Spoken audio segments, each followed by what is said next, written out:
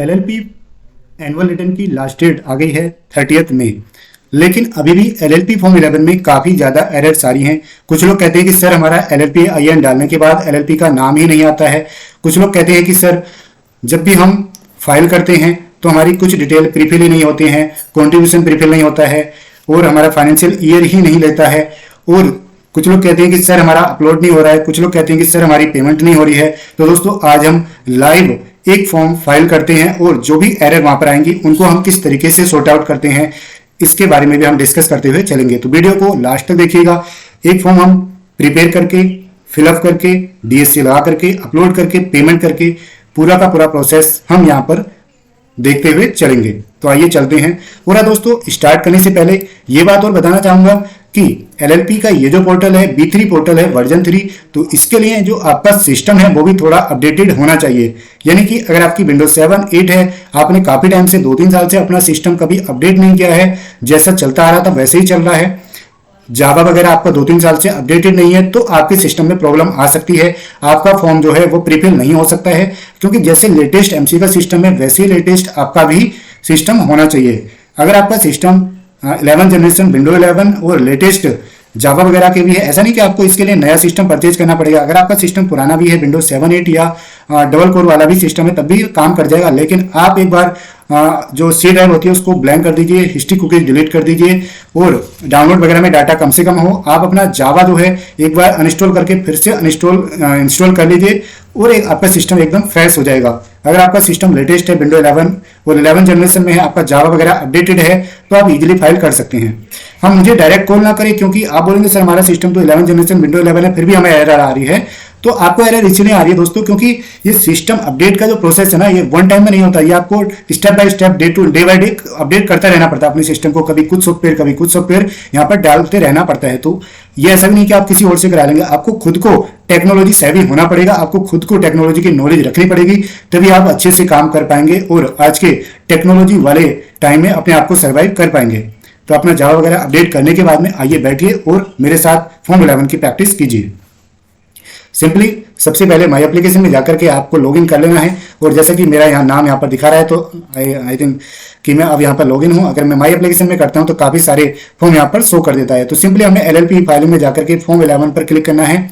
और हाँ दोस्तों, ये तभी एक्सेस करेगा अगर आपकी आईडी बिजनेस यूजर है। अगर आपकी आईडी रजिस्टर्ड यूजर है तो फॉर्म 11 पर जैसे ही आप क्लिक करेंगे तो वापस से आपको ये हिस्ट्री वाले पेज पर ही ले आएगा। क्योंकि मेरे पास ये भी काफ़ी कमेंट आती है कि सर आपका तो रीडायरेक्ट कर रहा है लेकिन हमारा फॉर्म ओपन ही नहीं हो रहा है। तो आप पहले इसको क्या कर लें, अपनी आईडी को अपडेट कर लें बिजनेस यूजर में। कैसे करना है मैंने लास्ट 2 वीडियो इसी टॉपिक पर बनाई हुई है, आप उन्हें देख सकते हैं। तो ये हमारा फॉर्म हो गया है। आप जल्दबाजी ना करें, इसको पूरा समझें कि किस तरीके से फिल करना है। सबसे पहले दोस्तों हमें जो स्टेप लेना है वो लेना है LLP IN, limited liability partnership का। यहाँ पर हमें LLP IN MC master data से या कहीं से भी आप इनकॉर्पोरेशन सर्टिफिकेट से ले सकते हैं। जैसे हमने एलएलपी आईएन यहाँ पर डाला तो कुछ डिटेल हमारी यहाँ पर प्रीफिल हो जाएंगी, देख सकते हैं। Name of the LLP, address of the LLP, email ID, जुडिक्शन हमारे यहाँ पर सिलेक्ट नहीं हो पाई है। जुडिक्शन का यहाँ पर कॉलम आ रहा है, तो जुडिक्शन हम यहाँ पर मैनुअली डाल देंगे। जुडिक्शन हमने यहाँ पर मैनुअली डाल दी।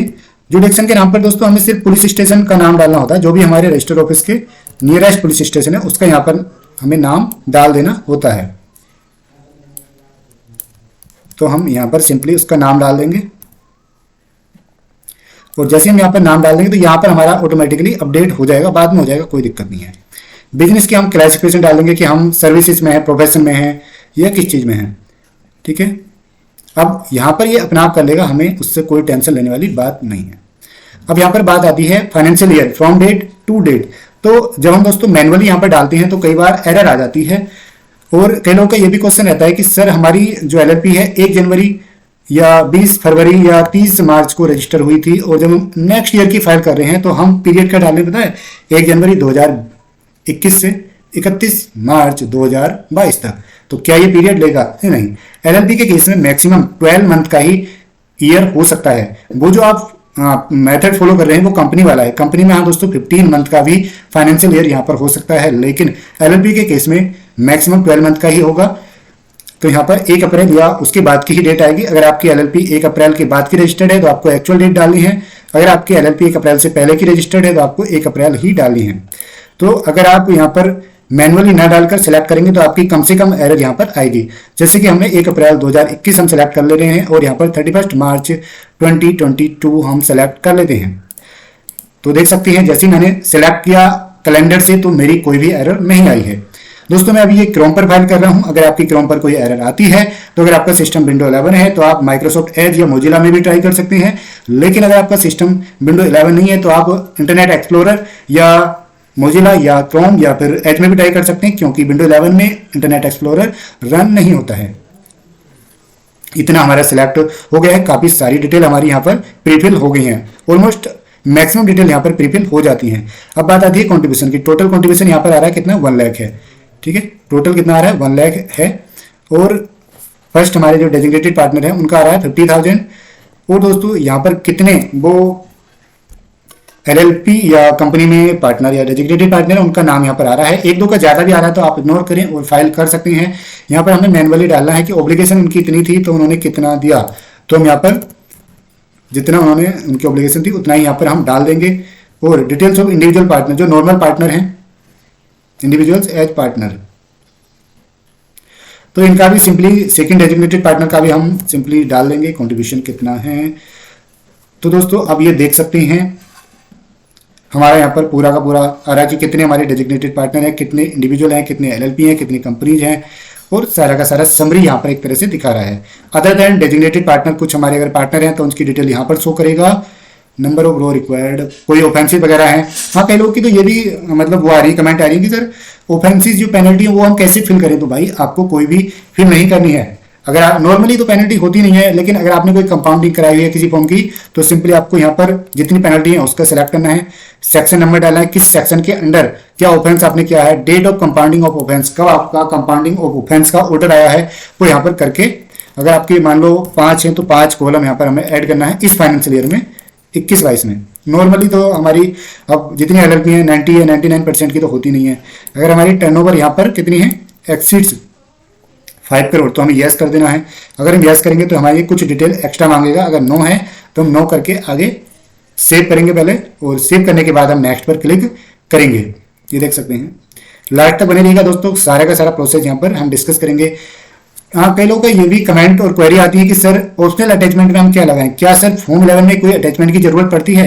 क्योंकि दोस्तों पर्सनली लोग कॉल करते हैं तो पर्सनली बताना सबको पॉसिबल नहीं होता है।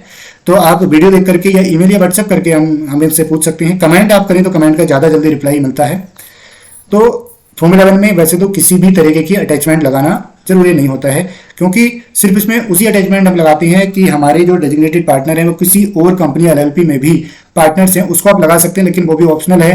क्योंकि अब B3 पोर्टल में उसका नाम वहीं पर आ जाता है कि ये पार्टनर इस एलएलपी और कंपनी में भी डेजिग्नेटेड पार्टनर एंड डायरेक्टर है। तो आपको अलग से सीट लगाने की भी यहाँ पर कोई रिक्वायरमेंट नहीं है। तो सिंपली हमें, और कई लोग का ये भी क्वेरी आती है कि सर क्या हम एक ही डेजिग्नेटेड पार्टनर से दोनों जगह यहाँ पर साइन करा सकते हैं या हमें अलग अलग की डिटेल यहाँ पर डालनी होंगी। तो दोस्तों अलग अलग की डालनी होंगी। और कई लोग कहते हैं सर हमारे पास डीएससी तो एक का ही, तो भाई एक का है तो दूसरे का आप बनवा लीजिए, क्योंकि यहाँ पर प्रोफेशनल का भी ऑप्शन नहीं दिया जाता है फॉर्म 11 में। यहाँ पर हमें डालना है नाम और यहाँ पर उनका डेजिग्नेटेड पार्टनर सेलेक्ट करना है।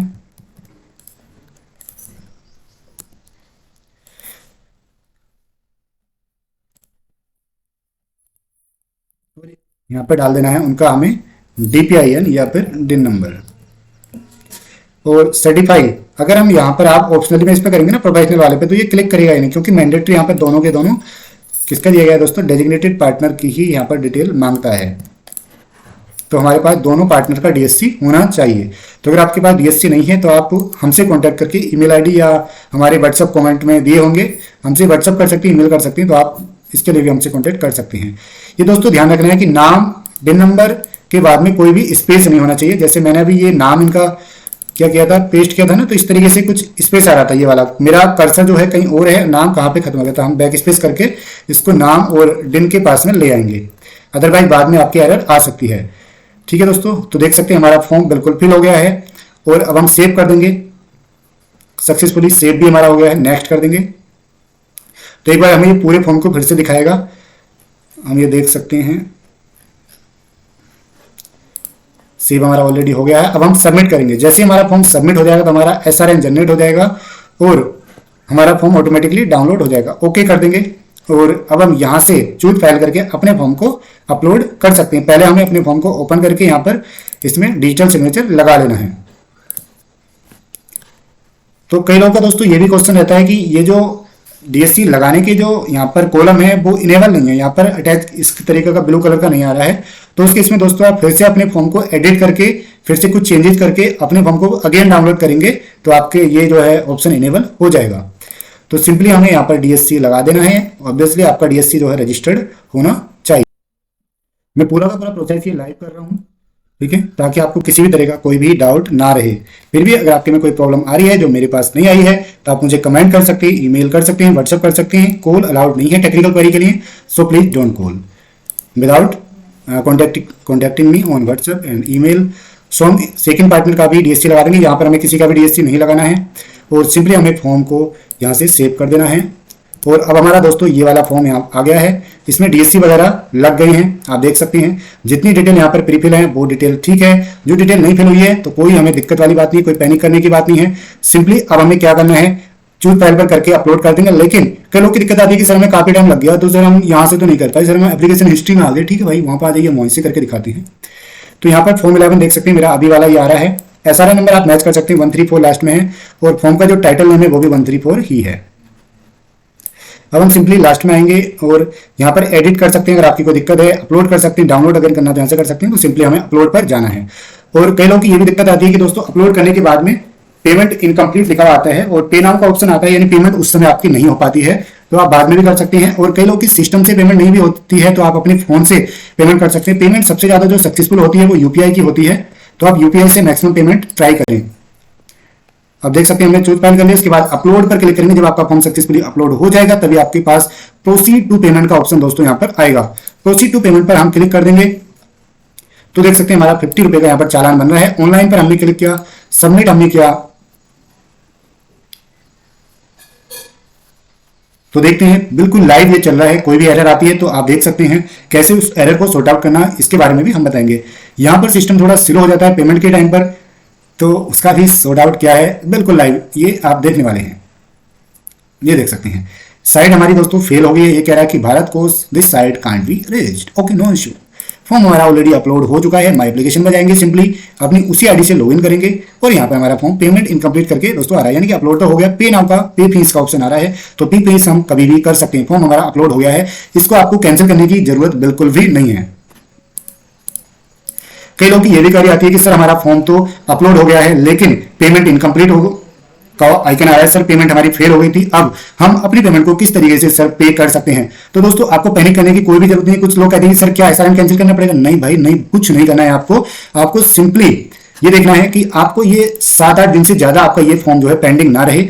आपका अपलोड हो चुका है, पेमेंट आपकी पेंडिंग है, तो आप कभी भी पे फीस पर क्लिक करके अपनी फीस पे कर सकते हैं। हाँ, इस बात का याद रखना है 7-8 दिन से ज्यादा पेंडिंग ना रहे। अगर आपका 7-8 दिन से ज्यादा पेंडिंग रहता है तो आपका ऑटोमेटिकली पोर्टल के द्वारा, सिस्टम के द्वारा आपका जो फॉर्म है कैंसिल कर दिया जाएगा। तो पे फीस पर क्लिक करना है, मेक पेमेंट पर क्लिक करना है, ऑनलाइन पर पेमेंट करना है। ये देख सकते हैं लाइव चल रहा है। अगर यहां पर एरर आती है तो फिर हम बताएंगे अपना रामबाण वाला वो कि किस तरीके से हम इसको फाइल कर सकते हैं। थोड़ा सा टाइम लेता है, ये स्लो है थोड़ा सा। ये फिर से फेल हो गया तो दोस्तों नो इशू, हम फिर से अपनी माई एप्लीकेशन में जाएंगे और माई एप्लीकेशन में जाने के बाद में पे फीस यहाँ पर हमारा आ रहा है। अब हमें लग गया कि भाई सिस्टम में कुछ दिक्कत आ रही है, तो मैंने पता काफी सारे फॉर्म पता क्या क्या है, आप लोग बिलीव नहीं करोगे। मैंने अपने मोबाइल फोन में MCA लॉगिन किया। एक बार हम एज से वो ट्राई कर लेते हैं। और मैंने फोन से लॉगिन करके पे फीस की तो मेरी फोन से भी काफी सारे फॉर्म की हो गई थी पेमेंट, जो कि सिस्टम पर सेम टाइम पर एरर आ रही है। तो हम एज माइक्रोसॉफ्ट एज से एक बार और ट्राई कर लेते हैं कि एज से होती है या फिर एज से भी सेम प्रॉब्लम हमारी आती है। कई बार एज से हो जाती है क्योंकि विंडो 11 में एज इन्होंने ज़्यादा एडवांस कर दिया है विंडो 10 या पुराने सिस्टम के कंपैरिजन में।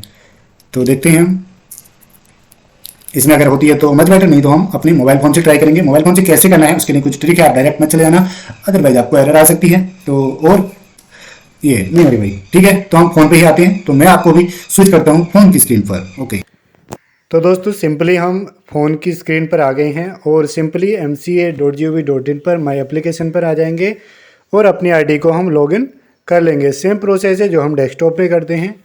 और सिंपली माई एप्लीकेशन में आकर के फॉर्म 11 हमें 134 SRN वाला दिख ही रहा है जो हमने डेस्कटॉप पर किया था। और यहाँ पर देख रहे हैं पेमेंट इनकम्प्लीट आ रहा है। तो आपको इनकम्प्लीट यानी पे फीस का ऑप्शन अगर आए भी तो कोई पैनिक करने की ज़रूरत नहीं है, जिससे ये कि आपका फॉर्म तो सक्सेसफुली अपलोड हो गया है, बस आपका पेमेंट पेंडिंग है। पेमेंट आप कभी भी कर सकते हैं विद इन 7 डेज। ठीक है, 7 डेज से ज़्यादा आपका फॉर्म पेंडिंग ना रहे, अदरवाइज आपका फॉर्म कैंसिल हो जाएगा। पे फीस पर क्लिक करेंगे तो इसको हम डेस्कटॉप मोड कर लेंगे, जिससे कि सारे ऑप्शन हमें क्लिक करने के लिए जगह देता रहे। तो सबमिट करेंगे। उसके बाद दोस्तों ये देख सकते हैं फ़ोन में जो है थोड़ा सा सही चल रहा है फिर भी कंपेरेटिव टू अवर लैपटॉप और डेस्कटॉप। तो ये देख सकते हैं नेक्स्ट पेज यहाँ पर आ गया है। अब हम आगे इस पर हमने क्लिक कर दिया है कंफर्म पर, और जैसे ही हम क्लिक करेंगे ये हमें देख सकते हैं डिटेल आपको सेम ही दिख रही होंगी। तो ये आ गया दोस्तों, ये पेमेंट गेटवे के नाम आ रहे हैं जो भी ये बैंक के नाम है। तो ज़रूरी नहीं कि आप इन्हीं बैंक का डेबिट क्रेडिट या यूपीआई यूज़ करें, आप किसी भी बैंक का डेबिट क्रेडिट और यूपीआई यूज़ कर सकते हैं। ये सिर्फ गेटवे है। तो मोस्टली पेमेंट मैं यूपीआई के थ्रू करता हूँ, क्योंकि यूपीआई के थ्रू कम से कम ट्रांजेक्शन फेल होती है।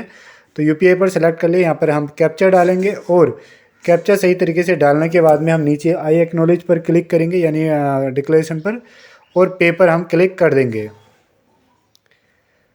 तो जैसे हम पेपर क्लिक करेंगे कुछ सेकंड के बाद में ये हमें रिडायरेक्ट करेगा दूसरे पेज पर। कंफर्म पर हम क्लिक कर देंगे और उसके बाद दोस्तों हमें अपनी यूपीआई आईडी यहाँ पर डाल देनी है, चाहे वो पेटीएम, गूगल पे, फ़ोनपे, अमेजोन पे, किसी की भी यूपीआई आईडी हो। तो हम यूपीआई आईडी डालने के बाद वेरीफाई करेंगे और पेपर क्लिक कर देंगे तो ये वाली स्क्रीन हमारे पास आ जाएगी। उसके बाद हमें अपनी ऐप पर जाना है। जैसे मैंने पेटीएम की डाली तो पेटीएम ऐप पर जाने के बाद एक पॉपअप आएगा पेमेंट के लिए, तो हम पेमेंट यहाँ से अप्रूव कर देंगे अपना पिन कोड डाल करके। और जैसी हमारी पेमेंट अगर यहाँ पर सक्सेसफुली अप्रूव हो जाती है तो हमारी पोर्टल पे भी सक्सेसफुली अप्रूव हो जाएगी और चालान जनरेट हो जाएगा। लेकिन हमारी पेमेंट यहाँ पर दोस्तों पेंडिंग में चली गई है। प्रोसेसिंग पेमेंट यहाँ पर आ रहा है, 33 सेकेंड का टाइम यहाँ पर आ रहा है। तो कई बार ये होता है कि पेमेंट में थोड़ा टाइम लग जाता है, एरर आ जाती है। तो ये वाली पेमेंट देखिए दोस्तों हमारी फेल हो गई है। और अगर ये पेमेंट हमारी डेबिट हो जाती है अकाउंट से तो हमें थोड़ा वेट कर लेना है, मतलब 2-3 घंटे का या शाम तक का वेट कर लेना है। विद इन 24 आवर में ये पेमेंट हमारी अप्रूव हो जाएगी।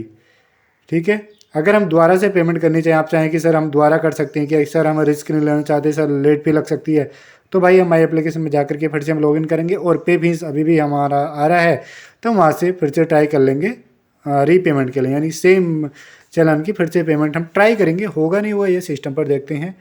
अब हम आगे चलते हैं और सबमिट पर क्लिक करेंगे ऑनलाइन मोड में।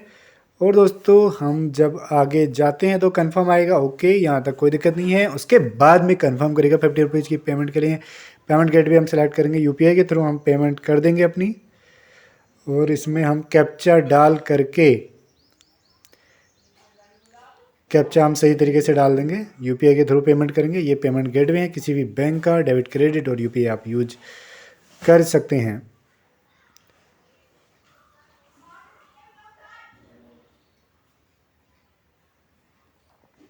कैप्चा दोस्तों यहाँ पर डाल दिया है और उसके बाद में हम सबमिट पर क्लिक करेंगे, आई एक्नॉलेज पर क्लिक करके। तो यहाँ पर कैप्चा की कुछ एरर आ रही है, अच्छा स्लैश रह गया है।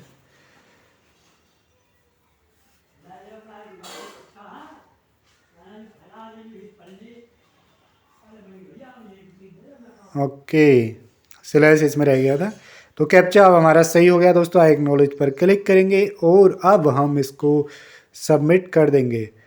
तो जैसे हमने सबमिट किया आगे ये वाला पेज हमारा कंफर्म का आएगा। और कंफर्म जैसे हमने किया हम सिंपली दोस्तों यूपीआई आईडी डाल देंगे, पेटीएम, गूगल पे, फ़ोनपे, जिसकी भी आपकी यूपीआई आईडी है, वेरीफाई करेंगे तो आपका नाम आ जाएगा। और उसके बाद में हम पे पर क्लिक करेंगे तो हमारी सेकंड स्क्रीन आ जाएगी। और जैसे हमारी सेकंड स्क्रीन आएगी तो हमें पेटीएम ऐप या गूगल पे, फ़ोनपे पर जाकर अप्रूव कर देनी है पेमेंट। तो हमारा कुछ इस तरीके से आ गया है, कह रहा है कि पेमेंट ऑलरेडी प्रोसेसिंग में है इस वाले एसआरएन की, इस वाले ट्रांजेक्शन की। तो आप दोबारा से पेमेंट नहीं कर सकते हैं। तो दोस्तों आपको वेट करना आपकी पेमेंट अपडेट